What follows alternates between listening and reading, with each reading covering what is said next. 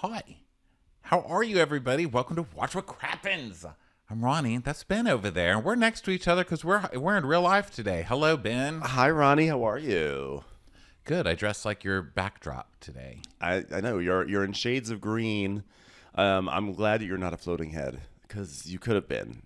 I could have been. Yeah. But actually, my shorts are matching your shirt. You do have a lovely pair of green shorts on. Let's see if I actually like your whole outfit today. Your blue and your green, your What's the Matter shirt. What's the matter? What's happening? I'm glad you like it because I just literally threw this. I actually slept in this t-shirt. It just occurred to me. Well, there you go. So, party. Yeah, party here at Watch What Crappens. We're back together. Welcome, everybody. This is Real Housewives of Dubai recap. It is on demand if you want to watch it on video, or if you want to hear our bonus episodes, go over to patreon.com because that's where they are. Okay. Welcome to another glorious week of Real Housewives of Dubai. Yes. This is a very fun episode. I'm not going to open up with my new standard monologue of, I'm actually really liking this season. But by the way, I'm actually really liking this season. I do like it. But yeah, very funny episode. You know what I was thinking was just super weird? What? I really love that everybody's getting along. Is that weird? I mean, I know that they're having like stupid petty fights, but right. I mean, until the end when Lisa tries to start a fight over literally nothing. Because Lisa needs to kind of be an asshole. Like, she's got that need. She's always had that need. But I think she's so blindingly gorgeous that I just don't really think about it. Like, I don't care. Because I'm just like, you're so beautiful. Well, I think can I be like you? But normally, I think on any other show, she would bug the shit out of me because she starts fights over nothing. But for the most part, look how I take myself to a negative place. For the most part, I love that they're just like having fun and getting along. It's so nice. Well, it's more like I would rather them get along and have fun if that's their natural state, rather than force a fight if that's not what they're feeling. I don't want them to. That being said, like in the final sort of scene of this episode where Talen pulls Caroline Stanbury to have a talk, you know they're all going to be like, why is she pulling her? Why is she pulling her? It was such a reality show moment. Like the producers were like, hey, Talen, go bring Caroline for a talk. Like, who does that in the middle of a dinner party? It was so bizarre. It was very reality Literally show. Every housewife. Can we go talk to the side? Yeah, they do that. Well, mostly it happens at the table. They just air it out at the table. And actually... well, you know what? How about this? We'll get to that because that's all the way at the end of the episode, and we have a lot of Sergio to get through. So what are you talking about, baby? Baby, I'm the man of the house. The man of the house. I'm the man of the house. Sergio, I've got to speak with Barari. Barari. I'm trying to speak with Barari. How many goddamn times do I have to say it? Barari, Sergio. Georgie, Sergio, I don't have time for you to ball me. I'm talking to Barari. All right. I'm paying a bill, Sergio, with Barari. I could have watched that scene 10 times over. I was crying laughing. I'm going to say this right now. That was the best scene of the entire series so far. Season 1 and season 2. That scene of Caroline just yelling at Sergio like a dog that just got into the human food. It was hilarious. But he doesn't do like a dog and put his tail between his legs and stop. He just keeps going. And then he starts going on how he's such a man of the house while he's trying to organize her purses. That's what they're fighting about. He's literally trying to organize her purses, screaming about being the man of the house. Sergio, cállate, papa. Go to the side. It was so funny. It was so good. Okay, so we start with Talen. Yeah. And she's doing fitness gear. Is she with her sister or just her friend? Because they're very similar in their like, oh, look at us. We got gym equipment in the beach. Yeah, we're putting it here. This is how we do it. Am I right, Lisa? And Lisa's like, yeah, that's how we do it. Women of Dubai need their gym classes. Am I right? Yeah. So do they just have a lot of pollution in Dubai? What is going on with Talen? Talen, do you breathe your oxygen out of a tailpipe of a car? What's wrong with you? A Bentley. Yeah, well, maybe because there is a lot of sand and it's really hot. I mean, do you think it's that? It's because I have gym class on the beach, and maybe it's just because like the sand gets in my throat. Because like women have never worked out in Dubai before. Well, look at LA. I mean, LA's natural state is a dust bowl, and look at the way we sit here and are like allergies in LA. Am I right? Well, not only dust. My good Lord, it's like covered in. Ugh. Yeah, there's smog in Dubai. There's a lot of smog over there. But I think gay people like it so much because smog is pink. I remember when I moved here, I was like, the sky is so beautiful. It's pink. And my parents were like, that's called smog, you fucking idiot. And I was like, it's beautiful. It's like a pink sky. It's like a Barbie sky. Smog is the gay pollution. Acid rain is the hippie pollution. What else? Litter, that's so straight. Children are straight people litter. For the most part. Litter. I mean, gays have children too, but usually a lot fewer because we have to pay so much for them. We're not having 8 children because we could buy a mansion with that money. Okay, we're having 1, and we're just going to make them do everything we wanted our 8 children to do. You're going to be a banker, an actor. You're going to ballet class, soccer class, tennis class. Yeah, I think that litter is straight pollution, and I think that plastic things in the ocean that choke turtles and seagulls. That's like what? That's like artsy pollution, maybe. Is that like that's drama club pollution? But choke turtles. That's drama club. That's definitely drama club pollution because it's like, obviously it's not nice to see a turtle getting choked to death, but also to have this fabulous accessory. It's like, I'm dying by fashion. Accessories have finally killed me. Okay, so the point is this: not much is happening in the scene. Talen we meet her friend. So much is happening. Talen is like the feminist of Dubai, okay? Everyone's like, oh my God, they're so strict in Dubai. Not for Talen. Talen's like, guess what I brought to Dubai? A midriff. CrossFit. It's changed the world.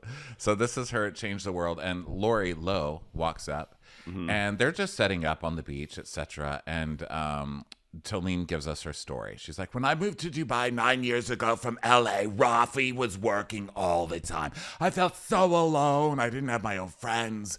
And all I could do was work out because there was nothing else to... May I suggest masturbation and calling dominoes every once in a while? Do you have no PlayStation in Dubai? Is that illegal too? Girl, working out. I haven't had shit to do for years, and I don't work out. It's 93,000 degrees in Dubai, and you're like, well, I've got nothing to do. Let me run around the palm. Touch yourself, play a PlayStation. Might I suggest Zelda? Switch, Nintendo Switch. Zelda's great. Yes, it'll last a long time. Get a hobby. Go to a Home Goods. I know. Did I tell you that I beat Zelda, by the way? The new one? I beat it by accident. I'm so upset. What do you mean? Because I thought I was on a side quest, and then I encountered Ganon. And I was like, oh, this is probably another one of those not real Ganons. And then there's going to be the big thing.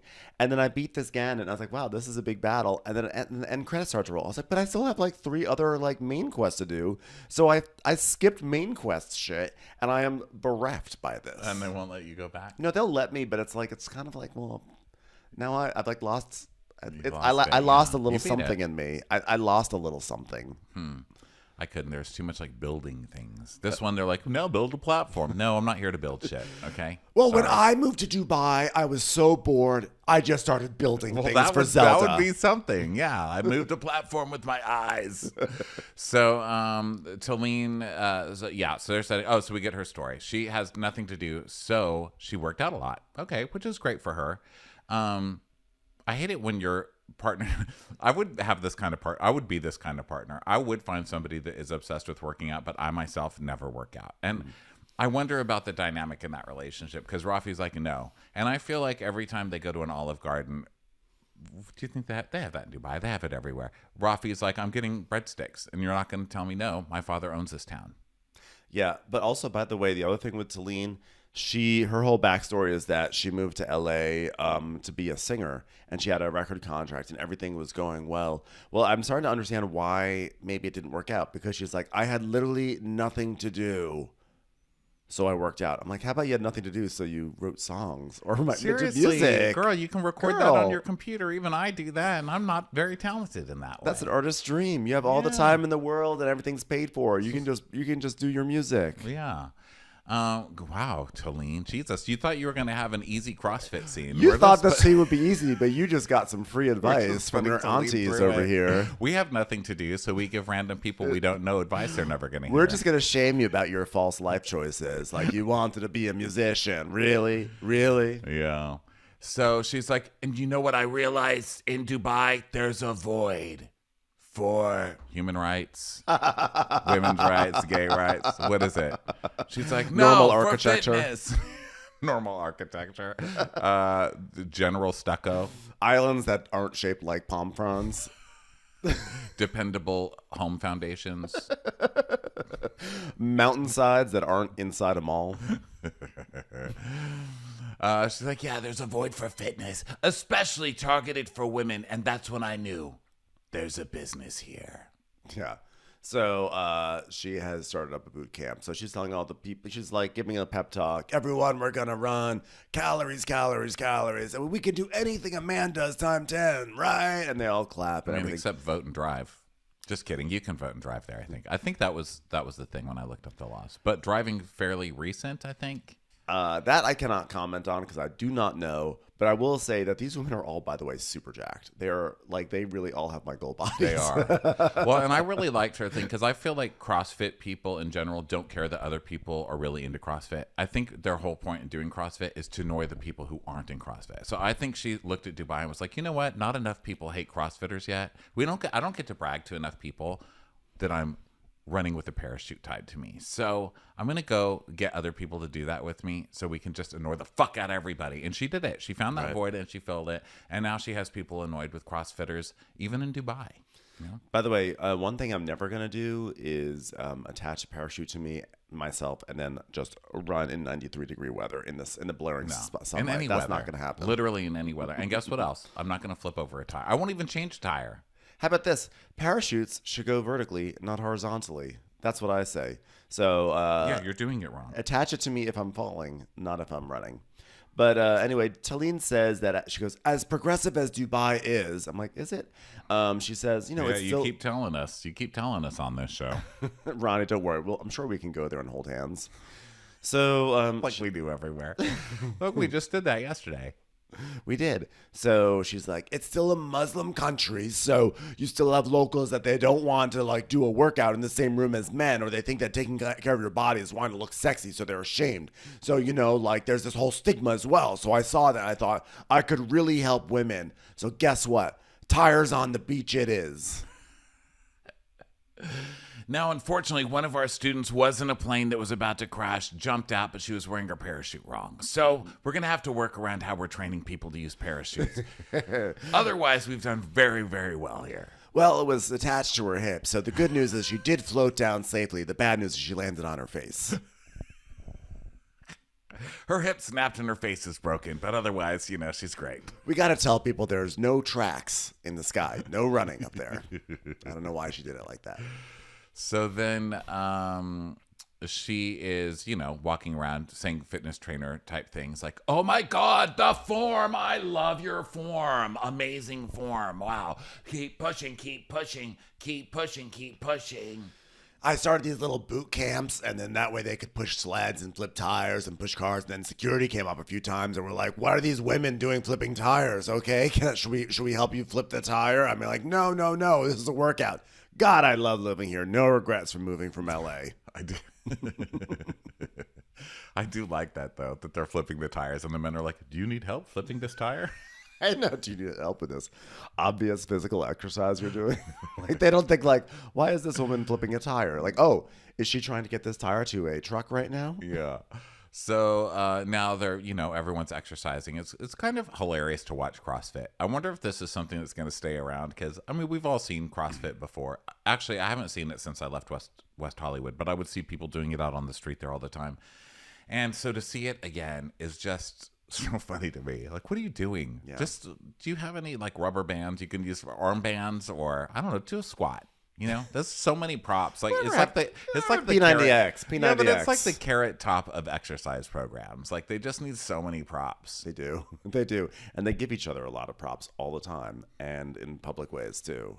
Like, congratulations, you really killed that wad. Brah, we fitted today. We crossed today, brah. Yeah. So the women, it's like high fives. It's all done and everything. So then Talen sits down with Lori, and they're going to have a talk, and she's like, it was a really good turnout today. I mean, like, meaning that we only had 10 security officers trying to stop the women from working out. But it was a really good turnout. And, like, and, like, by the way, some of them were, like, triathlons.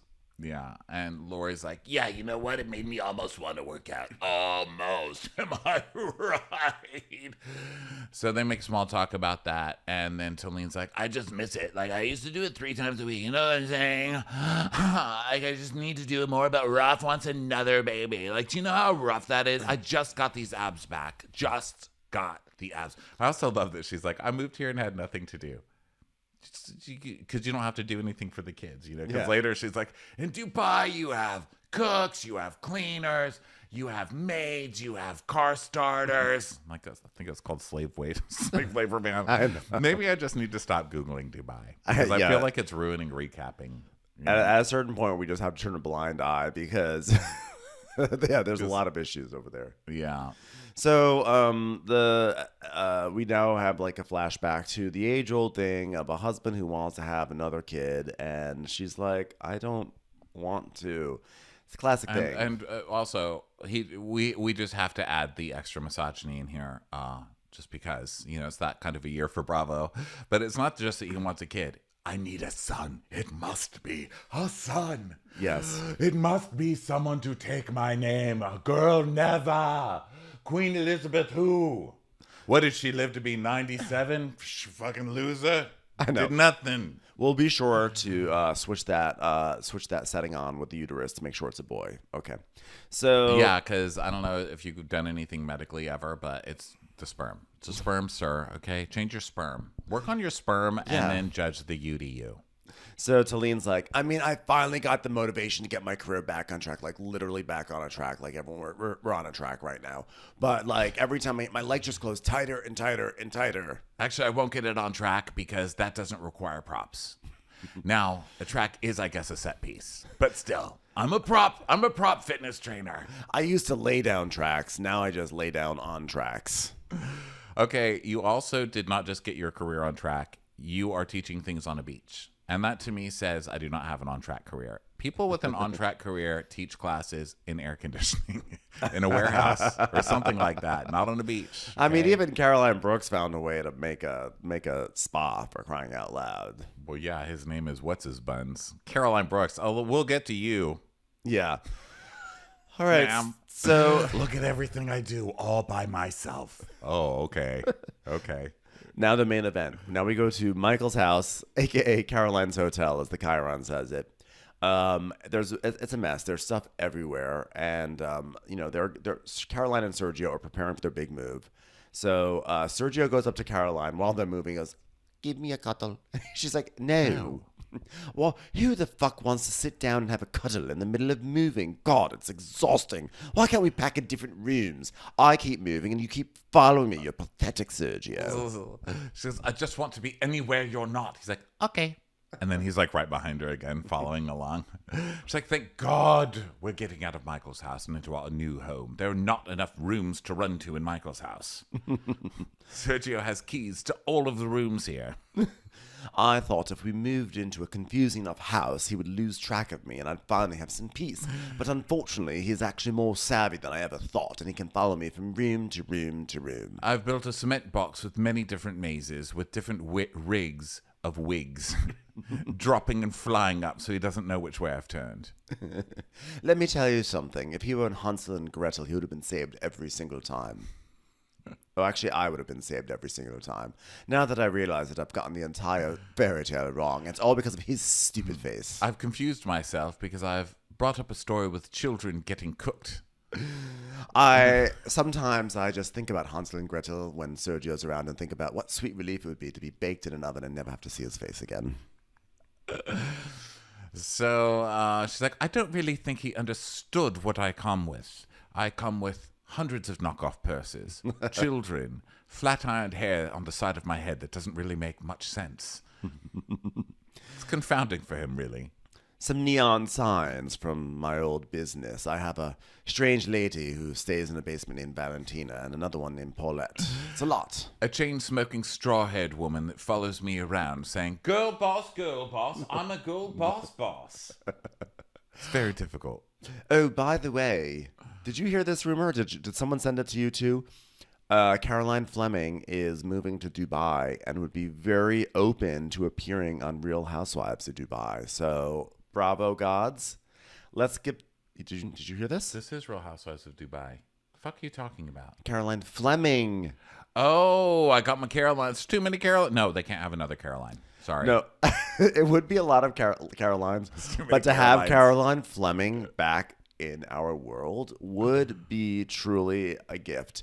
And I actually now need this show to survive to a third season just so we can have that. Yeah, I would love that.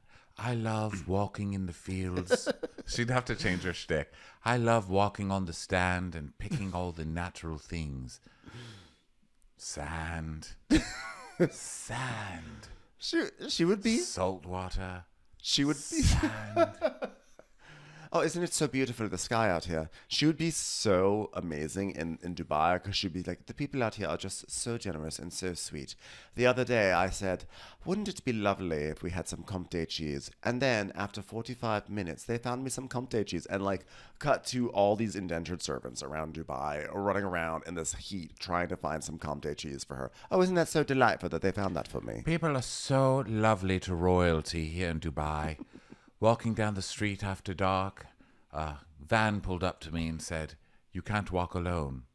And they put me in the van with the bag over my head and escorted me home. It was the sweetest thing I've ever had happen. It was so lovely for them to give me a small facial treatment in a bag while I was escorted home. And then afterwards, as I got out of the car, I said, do you know about almond butter? It's like peanut butter, but with almonds. How lucky are you to have me teach you about almond butter? Oh. So Caroline hates Sergio. And she's like, I mean, I come with 3 dogs, 2 PAs, which LOL. That is hilarious because, you know, her PAs are not paid. And we see a picture of her PAs. There's no way those girls are paid. No. And then she goes, and a driver. And it just gives a ding arrow to Sergio driving. Yeah, they put like a Photoshop hat, like chauffeur's hat on Sergio. And where Michael used to do his work in the day is where I get my makeup done now. So, have I ever worn out my welcome? Yes. 1,000 times yes. It's been delicious. So now so Sergio and Caroline are in the same room, and she's on the phone. And Sergio is like going through a drawer, and he's like, where do you want me to put these bags? Honey, where do I put these bags, honey? All right, please, darling, hang on, please. Okay, but like, are you going to help me with all these, honey, or no? Darling, I'm doing the house for the bills. Do you understand? Yeah, but we should take the bags out, honey? Honey, are you with me or no? Yes, Sergio, but you're emptying the drawer. I'm actually dealing with Barari, Sergio. Draw Barari. All right, which wins? Barari wins. It's harder to say, Sergio, please. So where would you like me to put the bags? I can put the bags over here.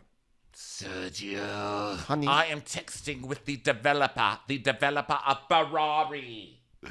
I'm coordinating all the setup of the house to turn on the electricity and finalizing the payments, making sure everything is okay because everything for the house is in my name because unfortunately the regulations in Dubai say you cannot have a house under the name of idiot.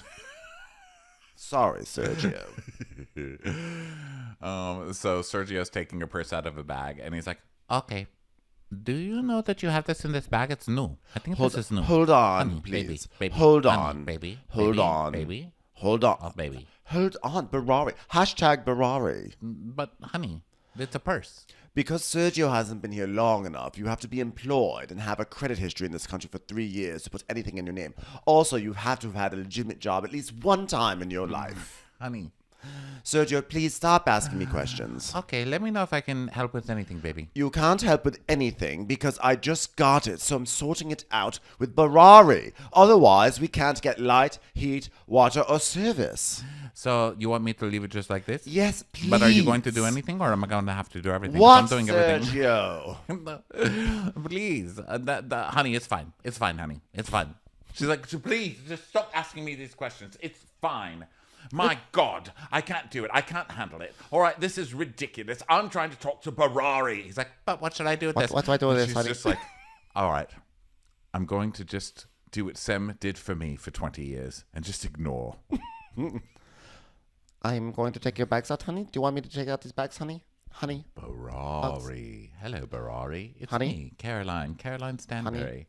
Honey, listen to me. Listen to me, honey. Do you want bags?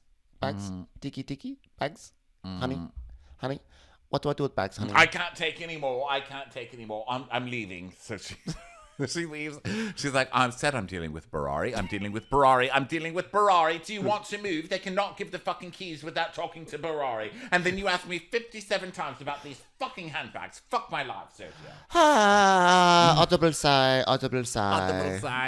So then we see Michael sitting on his couch with his like UT of Austin Hermes blanket or whatever the fuck he's doing. And he's like, Caroline, what's all the screaming about? She's like, oh my God, he's asking me about fucking handbags, Michael. I can't take it. But what do I do with the handbags, honey? You want to tell me what I do with the handbags, honey? I'm doing everything, honey. I'm doing everything. She's like, you're doing everything? Person with a house not in their name? Really? Just talk to me normal. That's it. I'm fucking doing everything. So shut up. Yes, shut up, Caroline. Oh my God. So he's like, talk to me normal. That's all I need. This is normal. Our vows were, listen here, stupid head. Listen here, stupid head. I'm rich. You're hot. We're doing this together. Now shut the fuck up and kiss me. That's why I said in our vows, Sergio, one day I'm going to be talking to Barari and I'll need you to shut the fuck up for 2 seconds. If you can see, I'm in it, Sergio. Stop interrupting. I told you to stop, and then you ask, and you ask, and you ask, and you ask, and the fucking handbags are going nowhere, so fuck off. It's like, oh my God, I cannot believe she just told me to fuck off. Michael's like, what can I help you with? No, God, it's just fine. It's just Barari sending me these things you have to organize before they hand you the keys. He's like, oh yeah, you got to do that with Barari. Yeah, seriously, service charge, all those things. And then Sergio's like, oh, thank you so much. Thank you so much for sharing that with me because I'm the husband. Oh, do you want to be the husband now, Michael? You want to be the husband? He's like, yeah, thank you so much. That's fucking lovely, Caroline. Like that, thank you so much. Why are you telling him and not me? Oh, fuck off, Sergio. You're like a gnat. You're like a gnat that pretends to play soccer from time to time. But I thought that you loved Nat. No, not Natalie from Facts of Life, all right? It's a different Nat. Yes, I love her because she's chunky and she laughs at her own jokes, all right? You're like a buzzing gnat, a bug gnat. No. Well, talk to your husband and then let him know, okay? Talk to your husband, Michael, okay? Because everything's okay, okay? Just let me know, okay? Let me know sometime. Michael's like, I'm not trying to be the husband. I'm just trying to help, which is what I've been doing for 3 months. I was like, don't you start, Michael, okay? No one needs you in here getting all snitty about it. Yeah, don't start, Michael, because we know you did it for the stories. You're telling all the other queens that you can't hold hands with on the street. Like, oh my God. And then today, Caroline and Sergio, you do not want to know. Listen, we don't have regular physical affection. We get our affection through gossip about housewives, okay? I'm basically the whore of Babylon right now. So Michael walks out. He's like, I've had enough. And Sergio's like, Caroline? Yes, what now? I'm the man of the house, Caroline, okay? I'm the man of the house, please. And you have to prioritize me. And you've not been doing that. We've been fucking living here for 2 months, you understand? Like, so how do you want me to feel? I'm sorry, could you finish wrapping that Hermes bag while you're crying about being the man of the house? That would be great. Okay, maybe do it with one of the tiny dogs in your other arm. I know. She's literally scolding him like a child because he is a child. And she's like, grateful. You should feel grateful. You don't feel Michael feel shit in his own house, you idiot. And then Michael's in his living room just shaking his head like, I cannot wait to fucking make out with a guy tonight. And by make out with a guy, I mean talk about what a bitch Caroline is big to Sergio right now. I'm not saying that, Caroline. I'm fucking grateful. But prioritize me, Caroline. Say something, because I'm always. I told you very clearly. Barari, right? You have to keep talking about my handbags, which I will get to. Fuck my life. I just want to get on. Go. Just go. I'm fucking tired of this fucking shit. Oh, I'm going to storm out, but which room should I go to, Caroline? God, crawl into a person, die, you goddamn gnat. Barari. So then we go to Lisa's house, and her mom Juliet is there, and she's like, are you guys going to be good for grandma? You're not going to get any candy. And the mom's like, please, no micromanagement. Yeah, this is for you, not for me, because I'm going out. She's like, let me be the grandma. I'm here now. So then that's it. That's all that happens. Yeah, grandmas can do whatever the fuck they want. My sister's family is gluten-free. And when my sister would drop off the kids, they started calling my mom Gigi. And she was like, why are they calling you Gigi? That's not your grandma. Is it grandma? And she's like, gluten. Go now. Barari. She's like Ronnie Barari. You just show up, the kids are covered in goldfish crumbs on every side of their face. It's funny, like that. It didn't occur to me that Lisa's mom's name is Juliet. It made me wonder. I wonder also if Juliet Angus will ever make a cameo on this show. I'm just like waiting for all the ladies of London to show up. I'm fine with Dubai being Dubai. I don't need a remake. Although I would have loved to see Marissa Hermer's divorce because that just happened. That was here. A lot of people sent us that actually. A lot of people, like, in case you didn't hear, I was like, okay, because Marissa Hermer put up like a post, very Gwyneth. She's like, well, we decided to consciously uncouple, and like I'm grateful for these years in my life, and like it's been the most wonderful time. But we decided to. I was like, no one cares, Marissa Hermer. Yeah, I don't think any of us care. I do love the term consciously uncoupling. I think that's so funny. By the way, Marissa Hermer. I don't think I've ever encountered someone whose last name describes the way they talk. I'm Melissa Hermer. I'm Melissa Hermer. Ma'am, what are you doing while you're waiting for that elevator? Hermer.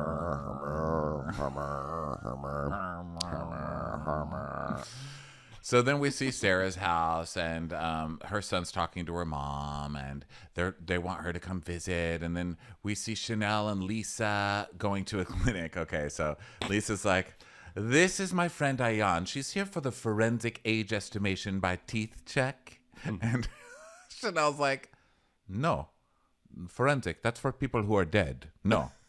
I'm sure it's forensic. She was like, no, forensic, like, because that is people, those are dead people are forensic. She's like, let me check on the Google. So she looks it up, and she's like, forensic age estimation by teeth.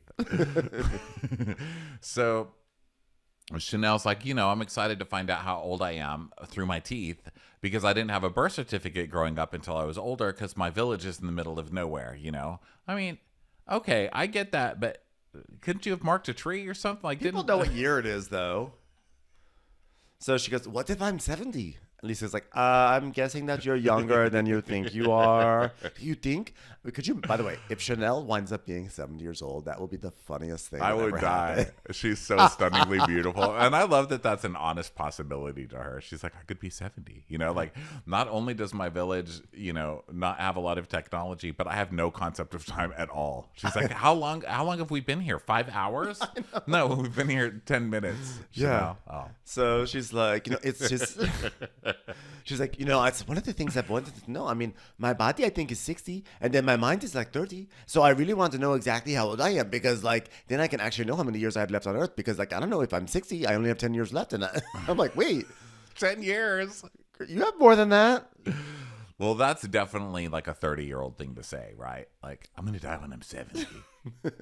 Well, how about this? When did you have your child? Because that'll at least give you a time frame of some, I guess, like... Of what?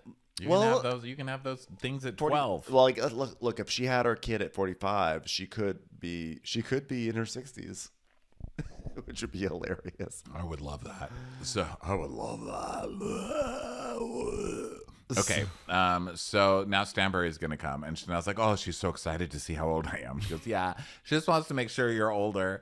So they're cracking up, and Chanel's like, so I might be older than you. And she's like, oh, God, please. That'd be the only thing that would make me feel better after Barari. She's like, I really hope I'm older just to calm her so she doesn't feel like she's a 50-year-old influencer anymore. They keep on ragging on Stanbury for that all episode. Like, well, she's a 50-year-old influencer. Well, it's called not having anybody else to rely on. Try it sometime. I don't like that when Lisa's just like, oh, God, a 50-year-old influencer. What are you trying to do? I mean, the only difference is you're trying to influence people to buy your own stupid maternity wear. But hey, it's working for Bethany Frankel. I mean, Bethany Frankel's latest chapter in life is that she's literally a hugely successful influencer. She's out there selling. I mean, what's the difference? I mean, listen, I don't love the term influencer either, but people are out there selling, especially when it comes to that Carl, because I'm dying watching Carl's influencer journey on Instagram. Carl, he's trying. Who is hiring Carl? Why would he's the most awkward? Why would anybody want to buy anything that Carl is selling? Like, what I really like? This resort. Who cares? I don't fucking care what you like. hey, sometimes you might say that the way I move, there's a method to my madness. And you're right. There's some method. Method all-purpose cleaner. It's great. I may not do meth, but I do use method. Me, Carl. Awkward smile. I'd like to introduce you to the Wazy scale. Put your weight on me. Am I right? Ding. Now, to be fair, Bethany Frankel has proven that there is no true way to properly influence because she's killing it as an influencer, and all her stuff is like, okay, you want to look at this? Okay, let's look at this method to clean this. Okay, look. Okay. It smells nice. But I actually don't like it very much. It's actually not a very good. I don't like it at all. But it's a nice color. It sort of reminds me of pee. It's a yellow. Yeah. It's yellow. It's like a sunshine. But take a look at this method. It looks like pee. Smells like shit. And I'm gonna take it to a TJ Maxx and give it to poor people. No, I don't like this. I don't like this anymore. You know what? No one should buy this. But I do like that it's rectangle on the bottom but round on top. That's actually a nice thing. I like that. It stinks, but it couldn't stink too bad to you because you already smell poor. So maybe it'll even it out. Here, take this. What do you think about towels? Okay. So I got a towel here. This is a towel. It's small. I don't understand how you use it. It's stupid. We shouldn't have towels anymore. We're beyond this. I don't like this anymore. No towels. You know what this towel needs to be? Thinner. I need a thinner towel. Okay, how about this? Skinny towels. Yoga block. Okay, what do you do with this? What are you going to build a house with this? You can build a house with it. Look how light it is. It's going to blow away in the wind. Okay, you know what? That wolf, I understand what you meant to do now because you just blow once and it falls over. No one needs the blocks. Reverse influencer. Like that time she was eating all the seafood in the hotel room out of a wine bucket and going, oh my God, look at this. It's like crab legs, but it's in a bag. And you get the crab legs and you eat them out of a bag. Oh my God, it's like, I'm never going to eat that shit again. I'm never eating crab legs in a bag again. Or crawfish or whatever the hell that was. Or my favorite video of hers that I always reference, titled, I went to France and here are all the things I hated. Okay, so they're in the forensic age by teeth place. And giving Caroline Stanbury shit for being an influencer. So then now we see Chanel, because of course they have one thing to announce the next thing, right? So they're at this event to announce that she's having a queen party. So then we see her calling Michael's everybody. Like, finally. No, not for you, Michael. I thought I was going to have something to hide in the trunk for and have a cocktail. Damn it. So Chanel's like, I'm having a queen's dinner because I've always felt like I'm a queen. So I want the girls to feel the same way I feel about myself. It's like, that's so nice. What happened to her? I love it. I know, but there's such a softer, gentler Chanel this year, and I really like it. Well, Chanel really is a huge star. So she's saying, instead of us always bickering, I want them to applaud each other and remind themselves that they are queens, even if they sat very far away at Beyonce. They're queens of smaller countries than me. Smaller queens, but they're still queens. They're queens with general seating seats, but they're still queens. So then the nurse comes in and they go to do this x-ray. And while she's in there, Caroline comes in and sees Lisa. And they're kind of fakey-bakey to each other, And yeah. Caroline's like, I have a feeling Ayan might be older than me. Yeah. And then, Lisa's like, the saying that black don't crack and everything. So then, meanwhile, Chanel's looking at her mouth x-ray. And the dentist is like, you don't have a tooth there. She's like, oh yeah, I don't have a tooth there. Well, my mother removed it when I was young. It was very painful. She just went. I was like, yeah, she's so casual about that. Well, people were harsh back then. I can imagine how it was like in a little village. My parents used to tie our teeth up with string and then put it to a door. Did you ever have that? And then slam the door and then your teeth come. No, because I was raised in the 1980s. I can't. So was I. I can't believe it. I've heard stories about that. I'm not shaming your parents, but I've heard stories horrifying. about that. No, shame them. They deserve to be shamed. It was horrifying. And my dad did it. They used to use, my papa used pliers. He was the one to usually do it. But my dad did the door thing because he's like, this is how we did it growing up. And we were like, nah. And he's like, I'll show you. And he did it. It worked. Was it your baby teeth or just a tooth that needed no, I still have my regular teeth. So I guess it was like when your teeth get loose or whatever, but not loose enough and they need to pull them. My grandpa would get a wrench and my dad would. They're like, the tooth fairy appreciates pain. Yeah. That is... you get more money for the struggle that is emanating off your tooth under your pillow. It's like, ow, if you can hear the tooth being like, Let me tell you something. I'm still traumatized by Castaway. Like, I'm still traumatized by that scene in Castaway. And that's just the first thing I thought of. And, like, the fact that she's so blasé about it. I don't remember that. What happened? I just remember him talking to a ball and getting progressively homelier. I didn't like that movie. Well, okay. So the movie starts. Castaway starts. And not just the part of the tooth. He has to take his tooth out. What does he do it with? He has something. It's like either a rock or maybe there's like a random ice skate. I think there's like an ice skate that washed ashore or something like that. I don't know, but he has to, and you know it's going to come the whole movie because before he even gets on the plane, when he's having dinner with Helen Hunt, he's like, I have a toothache. I'll have to take care of that. And you're like, you're about to get stranded on an island, sir. And I know what this movie's about to do. That's I know so odd because that's such Helen Hunt acting. I feel like Helen Hunt's acting is always like her tooth hurts. She's always like...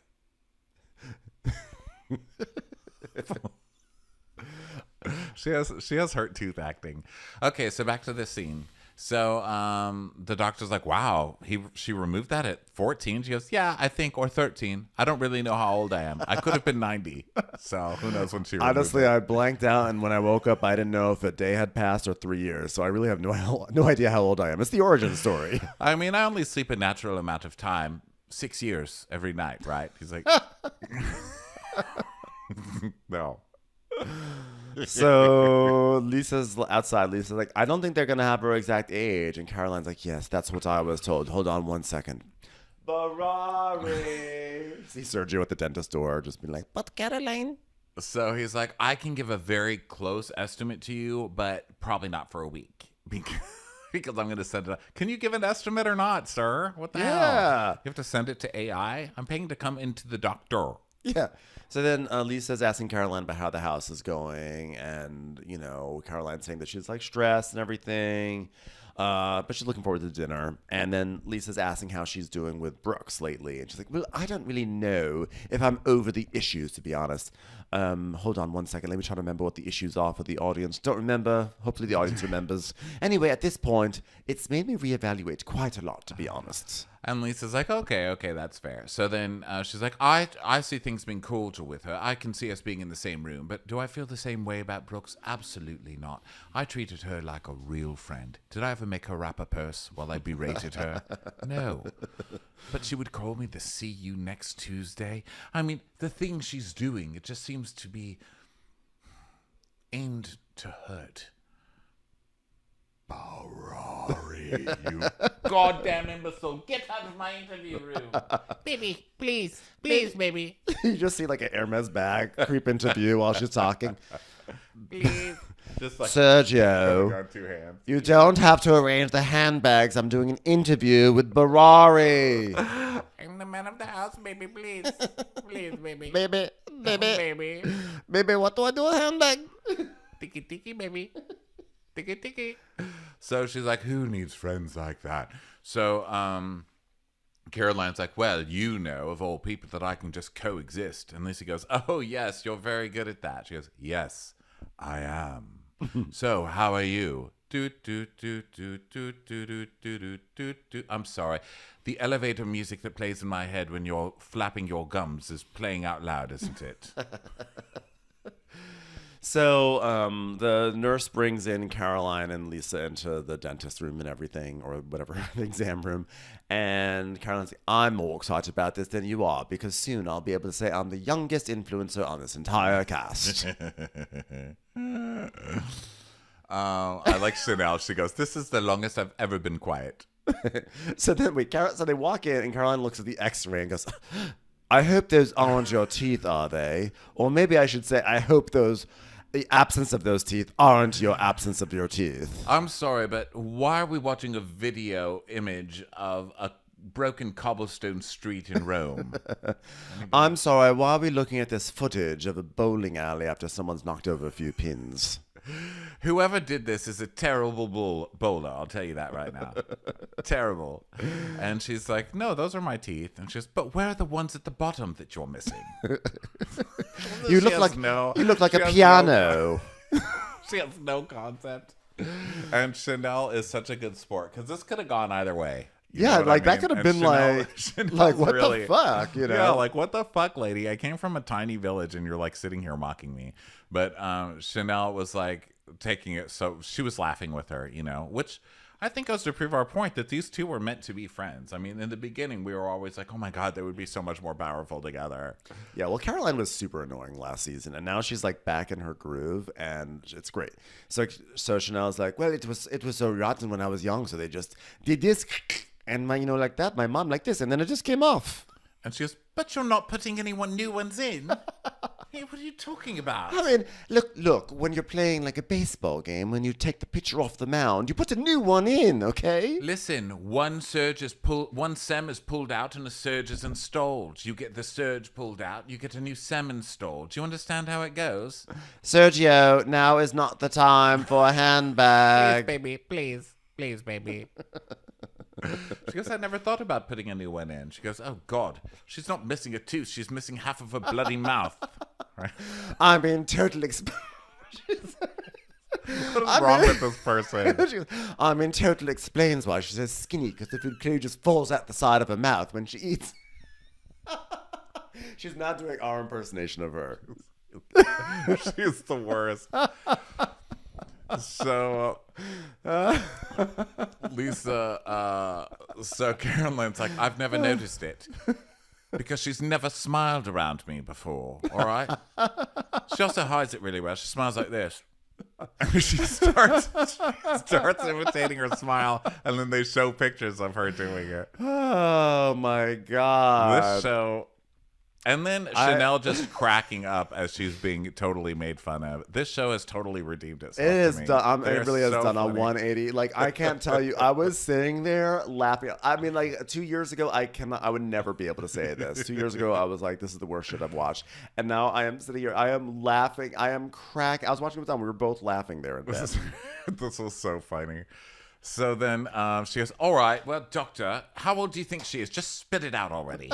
And he's like, much like Chanel can anytime she puts food in her mouth. Spit it out, much like Chanel trying to eat a steak, all right?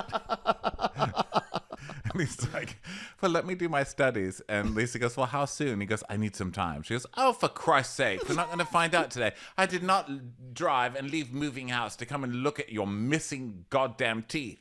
Although now that I think about it, it's quite refreshing to be away from Sergio. Anyway, do you have any other patients we can talk to? Do you have any experience removing husbands? Try that. God, how I wish that X-ray were me and that gap were just Sergio. The doctor's like, okay, let's go. I'm going to go ahead and lock up behind me. Baby, please, I'm still in here. So now we go to Caroline Brooks's house with her assistant Kaylee and her son Adam. So they're planning a birthday. She's like, Oh, we're going to have a birthday party for you. Where are we with the birthday party, Kaylee? By the way, I'm about to do a monologue about how I do everything on my own. Kaylee, do you have that birthday party ready? I have the birthday list. Yes, I do. Yes. Good. Yes, so I'm going to be getting the cake and the presents. I'll be decorating the house. I'll be cleaning the house. I'm arranging the stools in a circular pattern the way you have Pinata, requested. Kaylee? There'll be a Kaylee, pinata. did you get a pinata? Let me look at Kaylee, the- you are the pinata. I'm the Start pinata. swallowing this Okay, candy, you can Kaylee. beat me with the stick now because Start I'm the pinata. swallowing just, this candy. I've now swallowed 5 Kit Kats in their wrappers, so if you beat me, they will pop out. Thank you. Swallow this remote control. I want it to be so if someone hits the pinata in the right spot, a remote control falls out. I swallowed the remote control. Thank you. Thank you for this honor. So Adam's like, Kaylee, all that stuff I sent to you, did you send it to my mom? I told you to. And she's like, you can't tell her what to do. She's an adult. She doesn't work for you. She works for me. Kaylee, did you do what he said he wanted to do? And he's like, well, he's choking on the remote control, Kaylee. I'm replacing this bitch. Maybe. Hey, and so Adam's being like a little he's being a little hyper and everything. She's like, I don't like that. I don't know. Stop it. Behave. Okay, what do we have going on? Okay, it's going to be an army party. So it's going to be like military style. We'll do military style invitations. We'll have a 3-tier cake, party favors, and all that I'll deal with. Okay, I'm like, do army parties have 3-tier? Are you talking about a wedding? Why am I very uncomfortable? Okay, here's with what this? we're gonna Am I have. the only one uncomfortable with this entire party theme? Who does that? I've never heard of that. You're having an army party. Army party, seating shots, flowers everywhere. We're gonna have some violins playing. Here Comes the Bride. There's gonna be a trellis. Everything perfect army party. It's like you're talking about a wedding. Army party. So she's like, all right, Adam, forward me the list and let mommy order everything that you need, okay? And by mommy order, I mean I'm going to tell this idiot to do it. So Adam's like, ask her to send it to you because I don't. So Ken's like, okay. So she's like, okay, Adam, you want to cuddle with mommy? He's like, no. She's like, oh, okay, all right. Adam's not in the mood. He's in a mood. Isn't that funny that both Carolines had a cuddle thing? She's asking the kid to cuddle, and the first Caroline, Sergio, was like, cuddle? She's like, no, I don't want to cuddle. God. You disgusting little boy. Disgusting. I'm going to have an army party and have you sanctioned, right? I know. I want to have an army party for Sergio, as in I drop him off at the army and never see him again. And then I throw a party. I want to have an army party for Sergio where he uses his arms more to lift my purses and his mouth less. So more army, less mouthy. Got it. So Caroline's like trying to get hugs from her son. He doesn't want a hug and everything. And she's talking about it's a phase. And she talks about, that thing about like, oh, my mom used to tell me one day you'll understand. And now I understand. Yeah. And Caroline is still trying to get a hug. And he's like, please leave me alone. So Caroline's like, he doesn't want a hug. He doesn't want to cuddle. Oh, my God, with his kid. And Kaylee's like, he doesn't like girls. She's like, shut up, Kaylee. Who asked you? Fucking Kaylee. Plan the party. He's like, that's a lie. So then he tries to throw a pillow at Kaylee. Caroline's like, I'll accept that. You can throw pillows at the servants. Yes. I prefer vases, but baby steps. Am I right, kid? That was basically like a cuddle to me, watching Kaylee get a pillow to the head. So she's like, no, don't do that to her. Don't throw that pillow at Kaylee. Get a larger one. Come on. If you don't know how to throw knives properly, you're never going to be in the army. So she said, when I divorced Zora and I became the primary provider for my child, the contract where I have with my ex-husband said that Zoran has to give me nothing, and that's how I got full custody. So everything is provided by me. That's why I work so hard to make Kaylee work hard for me. But it does hurt that I don't have as much time for Adam, given I've got to call Caroline in the middle of the night and call her a C-word.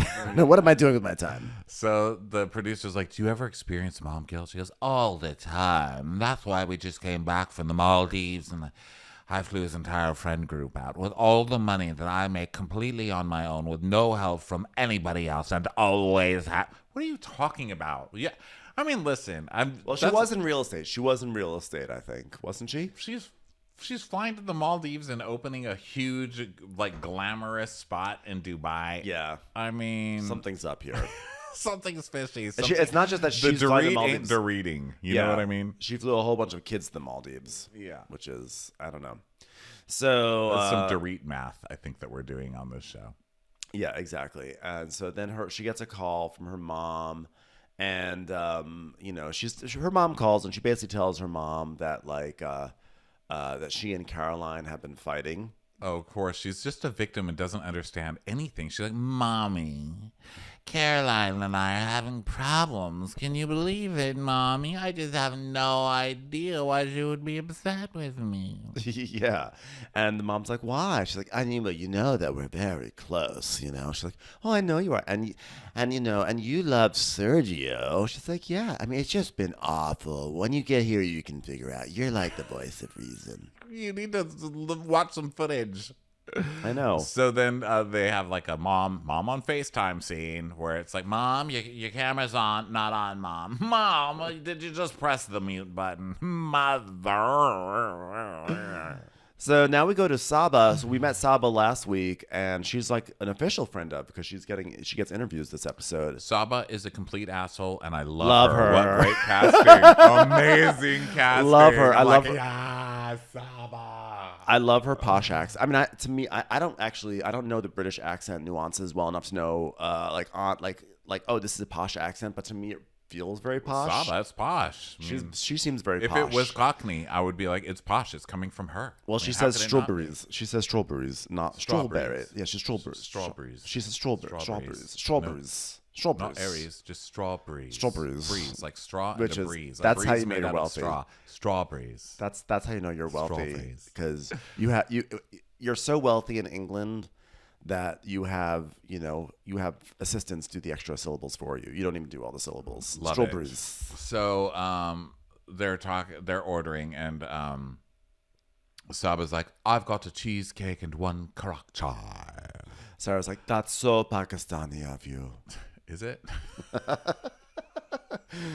Saba's like, I'm actually surprised that they said they had it here at this poor and desultory, disgusting organization that you brought me to. Cheesecake that only Pakistan has. It's insane, really, isn't it? And Sarah goes, yeah, because that's an Emirati thing as well. That's why we're such good friends. I mean, cheesecake, am I right? Our cultures, the way they can come together like that. It's like cheese and crust. Saba's like, you took it from us. So I was like, did we? So she goes, if you're ever in Dubai, you cannot, Sarah says, if you're ever in Dubai, you cannot drink chai. You cannot not drink chai karak. That's a really hard sentence to say. You cannot not drink chai karak. Yeah, and I know they were talking about the tea, not the cheesecake, but still, I love the idea of just being like, cheesecake, how Pakistani. So Saba, this is where Saba's very first interview is. She goes, for the record, the Arabs borrowed the karak chai recipe from Pakistan.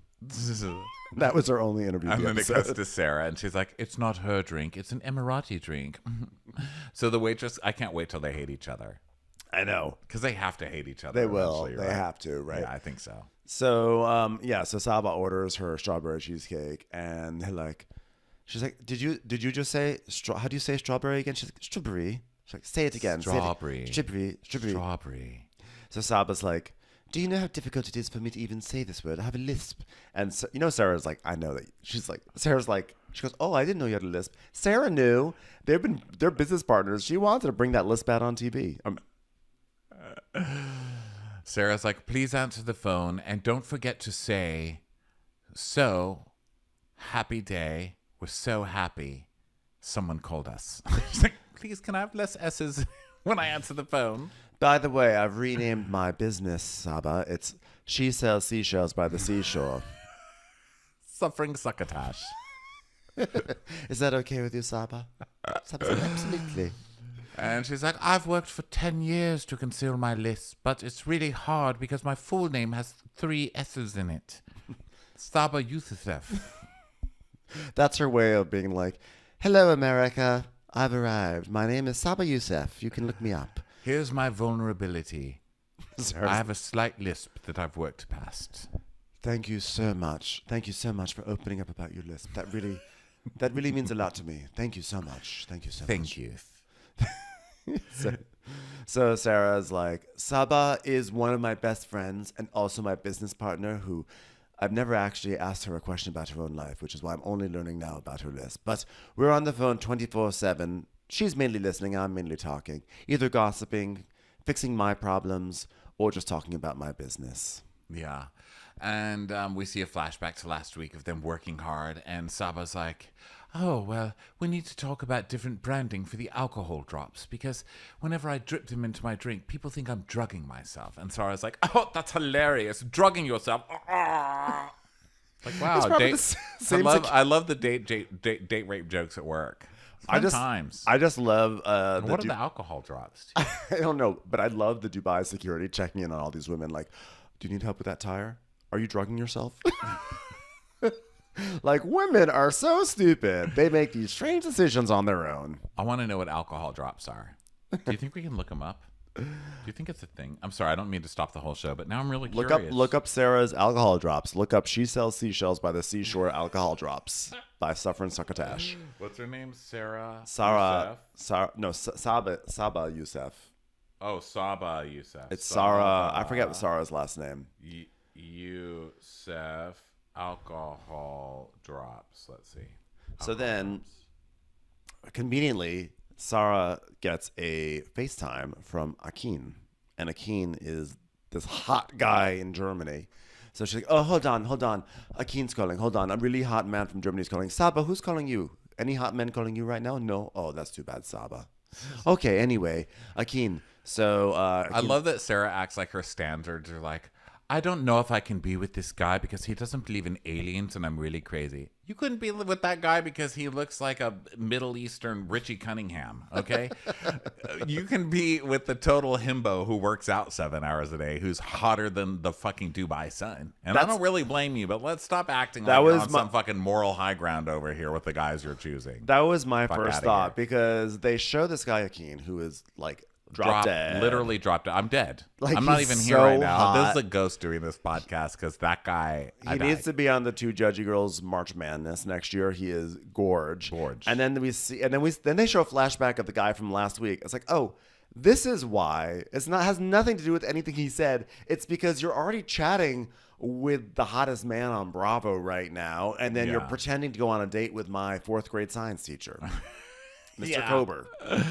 Yeah, this guy is gorgeous. So she's like, oh, this is my best friend Saba. She does this thing with alcohol drops that's hilarious to hotel security. So Saba is going to be here because she's going to make sure I'm doing okay in this relationship, okay? And Saba's like, hello, how are you? Are you a kid? Are you in the gym? What are you doing right now? He's like, yeah. Like always. I love a good personality. Yeah, he's always in the gym. And Sarah's like, yeah, 24/7. He's like, I'm about to go in that thing. What's it called? The thing with the heat. It's just a room with the heat. Please don't try and make me say sauna. Please. So Sarah's like, a few months ago, I was in Germany. I was just like sitting in a meeting with my investors, and then this tall, handsome, muscular, green-eyed man passes by, and like, I don't remember anything the investors were saying after that. Luckily, it helped that I didn't actually have a business that they were investing in. I was gonna say, I'm sure the feeling was mutual. I know. So here's the thing: we want drops that go into a drink that are similar to date rape drugs, but don't really do anything. Does that make sense? So Sarah's, how much money do you need? $19 million for this. But also, they'll come with a bell that you ring while you stretch your knees. So Sarah's like, she's like, I don't know where you're trying to reach with your body because I think you've already reached that. Saba, okay, show me the hot man on your phone, Saba. Anyone? Saba? Saba? No? Nothing? No, nothing for you, Saba? Oh, I'm sorry. Nobody that you're ignoring besides S's? Saba's like, I'll have some more strawberries, please. So then they show a shirtless photo of Akin. Thank you for not making us wait. Thank you for not like making us have to do the research. They just put it right up there. I know. I love that they didn't keep it like a season-long mystery where they're like, we were not going to show you Akin's nipples until the final scene of the season. It was just like, here's Akin. He's naked and gorgeous. So Sarah's like, he lives in Germany, but we maintained a friendship, and he came to Dubai a couple of times for work, and we're getting to know each other. So far, what I know about him is he's got a great body. And that's really all that matters. And what he knows about me is I'm an odd lady who came onto him in a hotel Marriott lobby, and I'm on TV because they show one of their first meetings, and it's on a basketball court where he's shirtless. And I think, is this in my head? I might just be stripping him down in every scene. He wasn't shirtless, but I wish you had been. Okay, yeah. So it was just them. And he's handing her a little gift that's a statue of an alien. And he's like, because you like aliens. I was like, oh, a king getting on TV. I respect it. After the date with Daniel, remember that guy from last week? Oh, please don't show the footage. My eyes are getting seared just at the thought of the footage being shown to all of you. The face that me and him, like, we just don't have a connection. And I thought about Akin, and I told myself, hey, we don't have a connection either, but you're so much hotter. So anyway, let's see if this can go further than it is right now. The only connection that man seemed to have was an ugly stick connecting with his face. So unfortunately, I've had to call this textbook hot person Akin. So Sarah tells Akin, well, you know, Saba is my police guard. Look at her. Look at her. Look, she's like, doesn't she sort of look like Officer Krupnik anyway? Look at Saba. Look at Saba. I'm the guard. And if anybody does anything to my girl, Thera, I'm going to say, stop. Stop right there. I'm the police. Hold on, Akin. Let me just throw a sugar cube at Saba's face. That was so fun, wasn't it? So Saba's like, I have eyes in the back of my head. I decide who she dates. And Sarah's like, yeah, so you're going to spend time with her. We are best girlfriends, right, Saba? Best girlfriends for life. Like, oh, God, I can't wait till these two fight. I cannot wait. What do you think it's going to be over? I think it's going to be because Saba is going to first hate Stanbury for Sarah, but then decide that she loves Stanbury and Chanel, and then Sarah's going to get super pissed off. Yeah, and I feel like Brooks will also get into a fight with Saba over something stupid. She'll be like, Saba, who even are you? So then Sarah's like, okay, Akin, I'll leave you. Go back to your 7-hour workout. Okay, Saba, now you can tell the hot person on your phone to go. No, still no one on there. Saba? Sorry, Saba. Sorry, Saba. So then Caroline's new house is chaotic. They're moving in with 9 million people. There's still people working there. And she's like, finally, we're in the home. Hallelujah. Praise the Lord. Did I say that too loud? I meant praise Barari. All right, we're finally fucking here. We're going to stay here tonight. And they're putting up art everywhere. And Caroline's like, it's unbelievable. Oh, you like the art? No, I was talking about Sergio's capacity to be annoying, even in this instance. Unbelievable. So, they're just moving stuff around. Pardon me. And Caroline's like, oh God, it doesn't really feel real. This moment. My face. To be honest, I really, really never just let myself ease into it, do I? But looks good. Am I drooling? I'm just so excited for my first night in our new home. I don't care that I'm going to be sleeping on the floor. It won't be as painful as listening to Sergio say literally anything. I'm just so happy right now. I married someone as intelligent as a floor, so I certainly don't mind sleeping on one for one night. My kids are here. We're all going to be under one roof again. I'm so excited for Yasmin to get to try out her new mocking room. That's where she brings Sergio into a room and just mocks him. So that's going to be a very exciting time for Yasmin. So then let's see.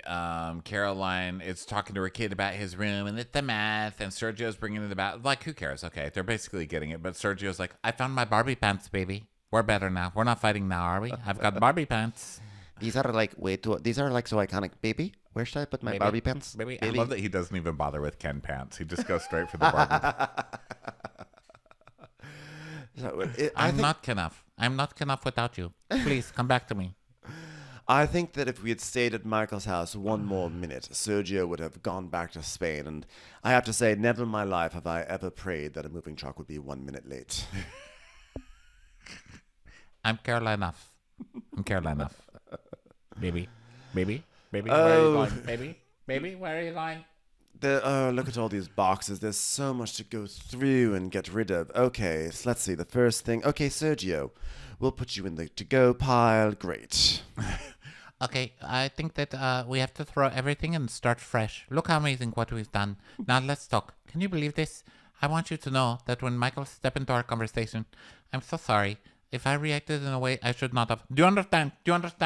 All right. This sounds emotional. Me, right? I don't like emotions. Pat me on the head. I'm sorry. I've got a phone call from Barari. Cuddle. But it's Barari. Barari. You cuddle with me. Barari. Caroline, you cuddle with me, Caroline. Cuddle with me. Excuse me. I need to rent a car. I'm looking for a Barari. So basically they make up, but she's like, God, you're an idiot. But it's very sweet. So then the dogs come running in and immediately piss all over the floors. She's like, oh God, the dog peed. Wait a second. That was you, Sergio, wasn't it? I was excited because you walked away, but then you walked back. Disgusting, I couldn't help it. But you came Sergio, home, go to your dog bed. Oh, God, okay. To the dog bed. Come Yasmin, come in here, Yasmin. Make fun me. of Sergio. Come with me. Do it. No. I'm going to my bed. It's a bed that I bought from Barari. Tiki. No. So we go to Talen's house, and Rafi's there. This is Rafi's face at all times. He's like, well, I can't even do it. I guess my Botox is working. But he raises his eyebrows like right in the middle. He's like... So the daughters are playing, and she's giving them lollipops and just like, shut up, please. I don't have time for this. I'm the CrossFit master of Dubai. Everybody just go to your rooms and respect my profession. I've never seen so many children with parachutes attached to them. So Talen is one of them slipping over a fucking countertop. She's like, yeah, I guess that was my fault, Rafi. Okay, what do you want, Gigi? You want cookies? Okay, look, guys, I'm gonna make some cookies. So she pulls out like a cookie mix, and which, by honestly, you could just make the cookies with like some butter and sugar. But she takes out the cookie mix, and then she's like, I'm never in the kitchen, not because I don't want to be, Because when I first moved to Dubai, I've been forced not to be. Like, we have a chef, which is extremely common in Dubai, but like I have no idea my way around the kitchen. I don't. Like, the help we get, we have a cook. We have a driver. We have a nanny. Like, you couldn't get that help in the States. I just love the luxury of Dubai. Like, luxury, the luxury of it. I know, right? The luxury of being totally helpless around very simple things. You know who else says that? Old Navy shoppers. People on iPhones. I'm like, I just love. That's what I was thinking. I just love people not getting paid for their jobs. It is just amazing. I believe in child labor. The children who built this phone are doing a fantastic job. It's just such luxury. Thanks, guys. You're doing a great job over there. So she decides to wing it with the cookie mix. Okay, it's like cookie mix is like, I'm like, you could just make it. Cookies are very simple to make just from scratch, but I get it. Sometimes you just need to have a mix. But like the mixes are so simple. I don't know how you even fuck them up. But she's like, okay, like what should I do? Should I just like wing it? Is this what I do? I'm like, you just said you have all the time in the world. You have nothing to do with your life except work out. How about take some time to read a recipe and just follow the instructions? But also, if you have all this help, where are they? Yeah. Why are you having to read the box? Have somebody else do it. Where's the fucking nanny? I mean, listen, if you're gonna use the indentured servant thing, lean into it, okay? Right. Am I supposed to feel for someone who's got 10 indentured servants and still is insisting on using boxed cookies? Yeah. So then she's making these cookies, and then she starts like talking to Rafi, and she's like, "So how was your night with the guys? How was guys' night?" He's like, "It would be better if I had a son. I'll tell you that much. It would be much better." So, by the way, thank you so much, Bravo, for deciding to include this guy's night as like a few fleeting flashbacks. Because to think that this show for a moment was trying to do the Salt Lake City, New Jersey thing and have like guys' night. No, we're not in Dubai. No, I'm sorry. These guys cannot do it. These guys cannot.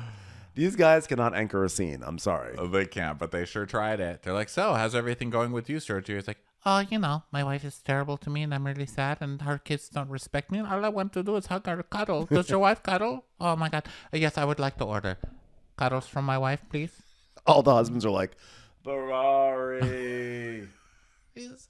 He goes and gives a sob story to the men about how his wife makes fun of him. That's what it is. He's like, "Oh, Yasmin makes fun of me." I mean, I don't blame him for not loving that, but dude, it's your first night out with the guys and you're complaining about, I mean, come on, get it together. Here's the thing. He's so whiny and babyish. You were 24 years old and you married like a full-on shark, middle-aged woman. Yes. Whose eyes don't move with, children. Like, what are you doing? You married into a very biting and cutting family. And then you're like, "But they don't treat me nicely." I'm like, yes. That's the point. That's the point. That's why you were welcomed in. You are the punching bag. You are the common enemy they need, so that way their relationship can be good. Exactly. So, God, didn't that feel good? Yeah. I just love diagnosing terrible relationships. It's so obvious. Like, be grateful for what you have, know? Like, you should be paying her ticket prices. Every time she cuts you like that. And listen, Yasmin, I think, isn't getting away with it as much because she's not really funny yet. Like Caroline's hilarious. And so she can say really mean things and get away with it because she's funny, But Yasmin isn't really funny yet. She's just mean. So, she hasn't learned to balance because she's a child. She's like a baby vampire. When they make the vampire's an idiot at first. It's eating everything it sees. It's making all these mistakes. It almost ruins the other vampire's coven or whatever, clump or whatever you call it. Vampire clump. Yeah, the vampire clump. But you really need to give that vampire a few kills until it gets good. And that's Yasmin. She'll get there. She just needs some more time in the oven. That's all. You know what? Like, can we please stay away from the cooking children fairy tale? What is it? Hansel and Gretel all goddamn day. Yes, the witch is like, it's not, the Yasmin pie is not ready yet. I mean, what are my breadcrumbs? I'm the one being followed in this story. Imagine Hansel and Gretel, where the witch is the one trying to get away from the children. I understand. Have you ever seen a version where the witch is just running into the oven and shutting herself in there? She didn't even try to lure the children. They showed up at her door and she said, "That's it, I'm done. Get she me into started the throwing oven." Nabisco boxes at them and then put herself in the oven. So Sergio's like, "The first year of marriage, everything was so amazing. But now the shit is hitting the fan, And the guys are just like, "Oh, God, can we just like have a normal conversation, So then it cuts back and Rafi's like, "We're older than him, right? Are we older? Who's older? Yeah. I'll say him. But he looks up to you guys, you know? He's like, yeah, I mean, look, we all have a couple of years on him. Plus, we have families of our own. So he just wanted advice on what to do. And we don't have experience in raising children that aren't ours. So, you know, it was fine. The fuck kind of thing is that to say? Rafi is problematic, okay? Rafi started this by like, I just want a son. And now he's like, I'm raising a kid who's not mine. What the fuck do I know what he's going to do? We don't know anything about secondhand children. You know? So, and then we go back to the flashback, which I can't even believe. And Sergio's like, Yasmin is horrible to me. I'm like, you know, sometimes she crossed the line in the way that she talks to me. She's horrible. And Rafi's like, that's why from the beginning, you got to set the tone. Here's what I do every day. CrossFit, not without a penis running around this house.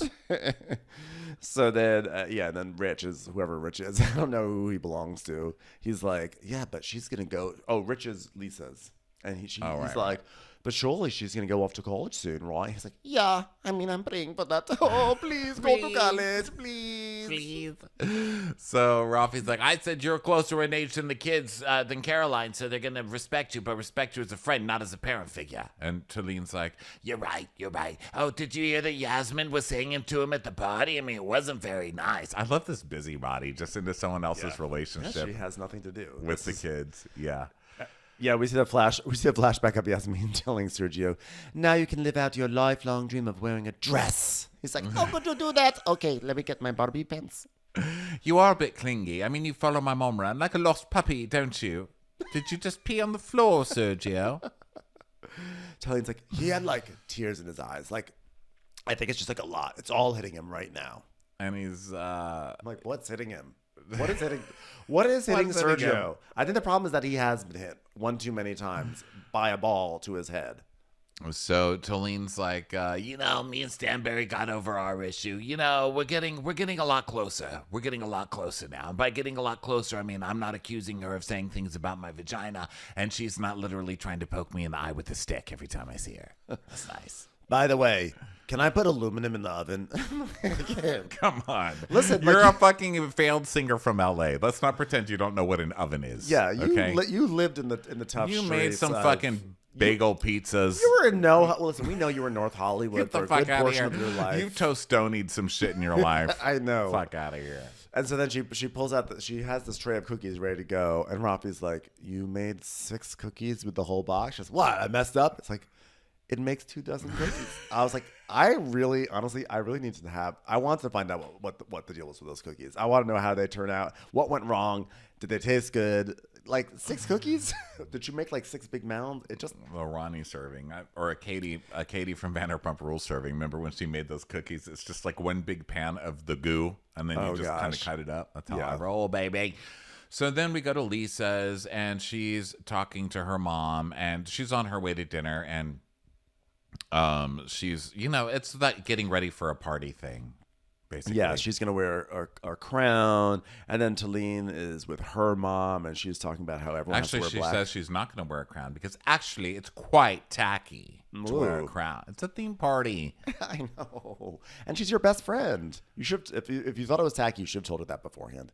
So then now Talen's getting ready with her mom, and they're just sort of like choosing a look, and her mom's like, "Don't wear that; it's too slutty." So then we go to Ayan's, and so Ayan arrives first to her own dinner at the Atlantis, and she is dressed to the nines, of course, and a huge gown that's like overflowing across the entire sidewalk. The host comes and he's like, "Oh, hello, I'll show you to your table." She's like, "I was here already for Beyonce." He's like, "Oh, wow." You know who else has said that to me? 19,000 people. He's like, "I didn't realize Beyonce performed here, huh?" And so she's like, "Yeah, I was VIP." He's like, "That's amazing. That's amazing. I was spat upon by everyone at the concert while I just tried to serve drinks."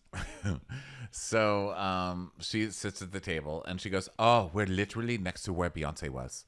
Beyonce is a queen. And so now I have a party where we're all queens. Beyonce, VVIP, 2023. So she's just sitting there, she's like the only one there. She's like, "Well, I might make you queen next to me, but I'm still the VVIP queen." Ha. So she's like, "Where is everyone?" So she goes, where the fuck are they? Seriously, they're going to be late? Well, I'll entertain myself. So she gets up and she does a whole scene of herself with the whole camera crew just dancing around the fountain and like having a music video. I love her. Yeah, so people are arriving, and so Sarah tells us, wait, that was not the memo. I don't think Diane gave like dress memo, but clearly she wants to look better than all of us. She didn't tell us anything. It's called a queen party, and you're wearing. I mean, she looks like a queen, I guess.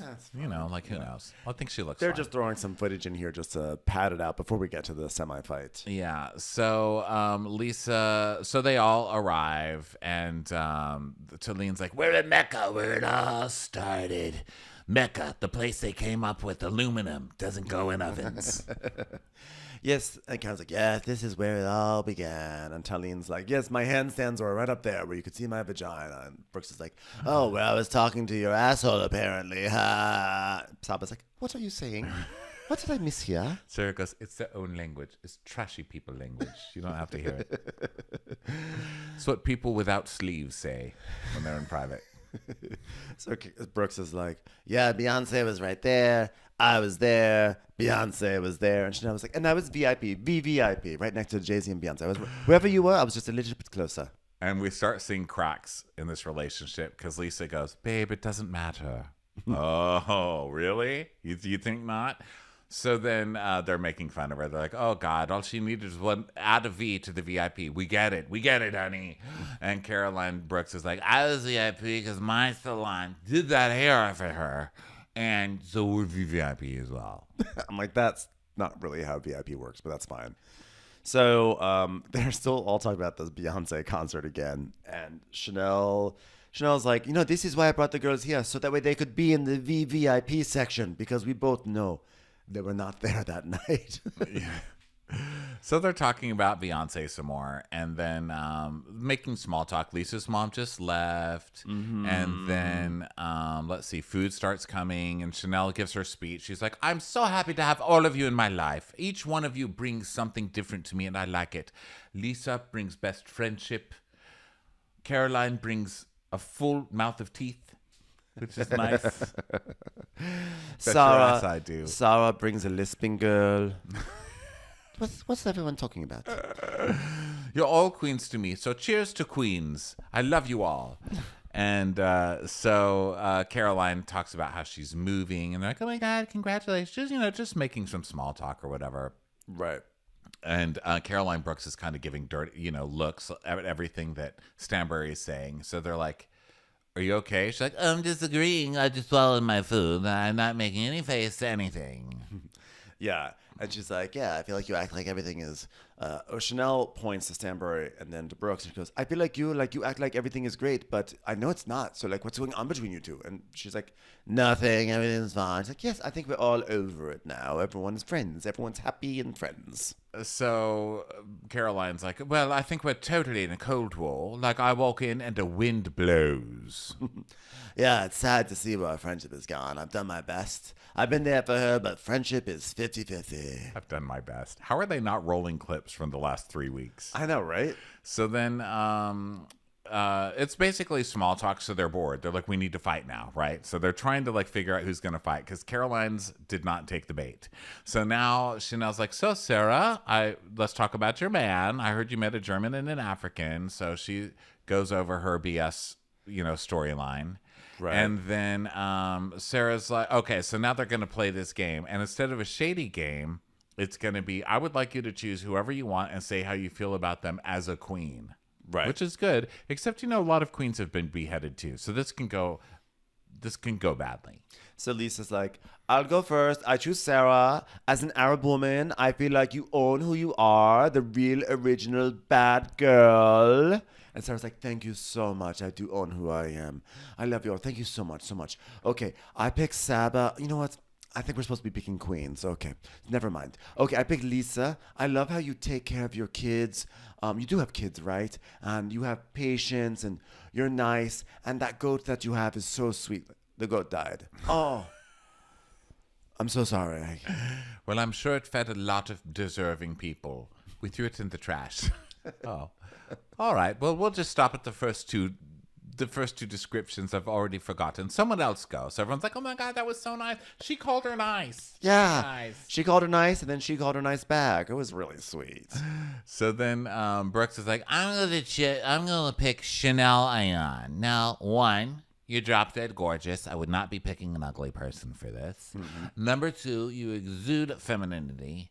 And number three, you chew yogurt like it's a sandwich. And I would like to choose Brooks. Like, sometimes you drive me mad crazy. Let's not get it wrong. But there are some things that I really like about you. Like, I like that you're fun. You know what I mean? Because we can really have a fun time, you know? And then Caroline Sandberg tells us, she's like, what is this? Like, is someone passing around mushrooms? Like, is this something I have missed? Isn't like the way that you show that you care for someone just tearing them down relentlessly in their home? And Lisa's like, yeah, what's gotten into Ayan? This is really fucking weird. And Chanel's like, the best thing I've realized with Brooks is to be nice to her. Because she is like the hungry hyena. The nicer I am, the calmer she gets. So then Talen's like, okay. Is that how hungry hyenas are? You're just nice to a hyena. And I don't think that's... Hey. I don't think... I think hyenas... Like getting pet, they're on their back. Like, yeah, I've seen Our Planet. I don't think hyenas are chill like that. So Talen's like, okay, my turn. Okay, Miss Caroline Stanberry, you are unapologetically yourself, and you suck. See, that's what I'm talking about. You're just yourself. You're hilarious. And, you've been through a lot. Like, you were born wealthy, went to a boarding school, and you continued to be wealthy. It's a lot that you've been through. And to go from a long marriage and kids that then failed miserably, and then to be stuck here in Dubai, and then you found this guy, Sergio, LOL, we all agree, LOL. That's really amazing. You were married to somebody who dumped you. You don't know what CrossFit is, and you're married to a child now. You're doing great, kid. And you have the lack of self-awareness that would normally drive people to not be an influencer at 50 years old. So I applaud you. And so Lisa's laughing, and she's like, yes, she's a role model to 50-year-old influencers. Okay, well, it's working. So I'm not saying you're not working, but it's shitty. I don't know. Don't shame someone with a job. So they all cheer, and then Talen's like, oh, Caroline, can I talk to you for 2 seconds? Sorry, guys. Sorry, in the middle of this dinner, I'm going to pull Caroline away in a really showy way for a moment. Okay. So they're like, what? Why is she pulling her aside? This is so weird. I can't believe it. What type of problem could they be having? And Caroline Brooks is like, oh, I don't care. Just mind your own business. And so then Talen talks to her. She goes, no, look, I just felt so weird bringing it up at the table in front of everybody. So I want to do it privately just for the camera crew. And then everybody can hound you about it later. Okay. So but this way I can prove my friendship to you and make Brooks mad at me. So Sergio went out with the boys. It was mostly cut footage because we've all married lumps of coal, basically. But my lump of coal has great eyebrows, so he did get a couple of lines in the clips. And basically what's happening is Sergio is complaining to everybody and gossiping about how mean your children are. Caroline's like, complaining or describing? Because those are two different things. Like, how are your children? Rude to me? That would be correct. I mean, they have been raised.